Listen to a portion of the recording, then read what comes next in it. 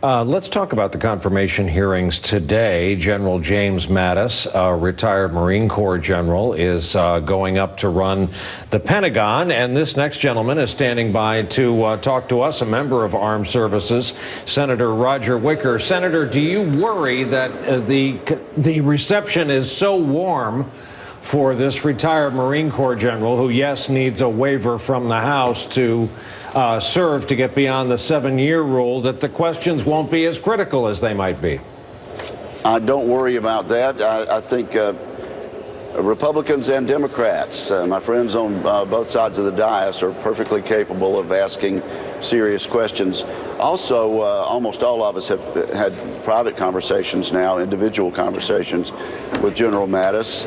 And frankly, we will vote on the waiver today, and we've had witnesses day before yesterday, some that clearly didn't support the Trump candidacy, and yet they have come out in favor of this waiver, which basically the testimony was you can do this about once a generation. It's been 70 years.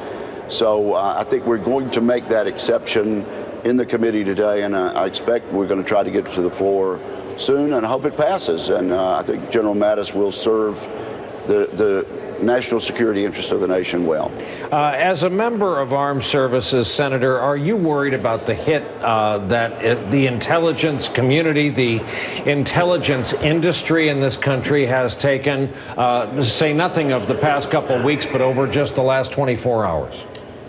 I'm not. You know, for one thing, the president is about to put his intelligence team together. Pompeo from the House is well respected. He's someone that I've had conversations with.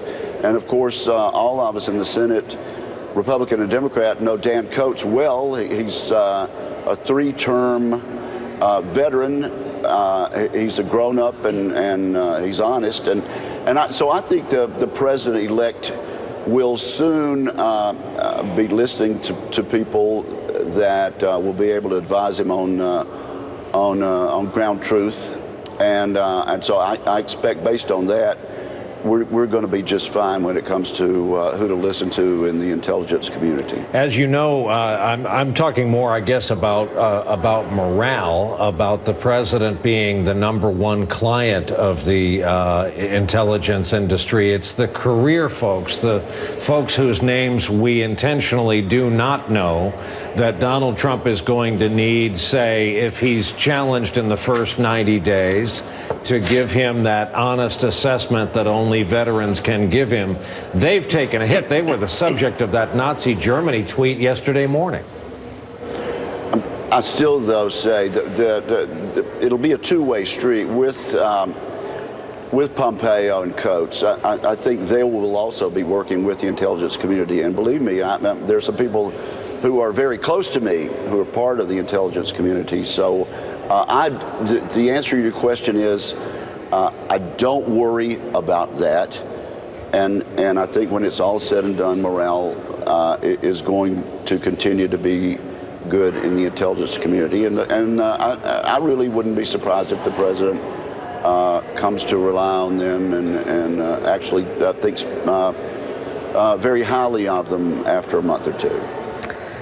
Sir, there's a growing divide in the Republican Party. You've got Marco Rubio, who asked a pointed question yesterday about whether Putin is a war criminal. And I think he speaks for a wing of the party that probably includes John McCain and Lindsey Graham. And then there's our new president-elect in the same party, who thinks it's an asset to have a very warm relationship with Vladimir Putin. Which side of that growing divide do you come down on? Okay, I'm going to challenge this growing divide. Please. I think that was a perfectly fine question on the part of Senator Rubio. I listened to the tape of it last night after a fairly lengthy session. So I think it's fine to ask questions like that. At the same time, Vladimir Putin, the president of Russia, is not our friend.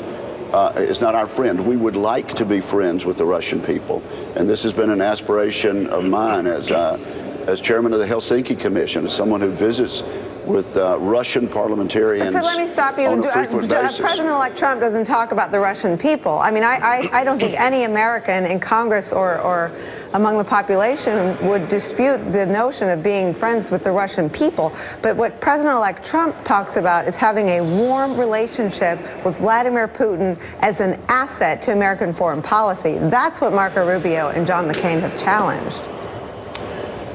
I think the President of the United States is going to try to have a professional working relationship with someone who I believe he understands is a strategic adversary of the United States of America. And I'm perfectly comfortable with our diplomats and the people involved in policy at the executive department level trying to do that. I do believe he's putting people around him, and I'm going to be questioning one of those people today, General Mattis, who are very realistic and very accurate about what we can and what we cannot expect coming out of Mr. Putin. He is an adversary of ours. He's done mischief. Frankly, he's responsible for the deaths of the thousands and thousands of innocent people over the past 12 months. And I think the president realizes that.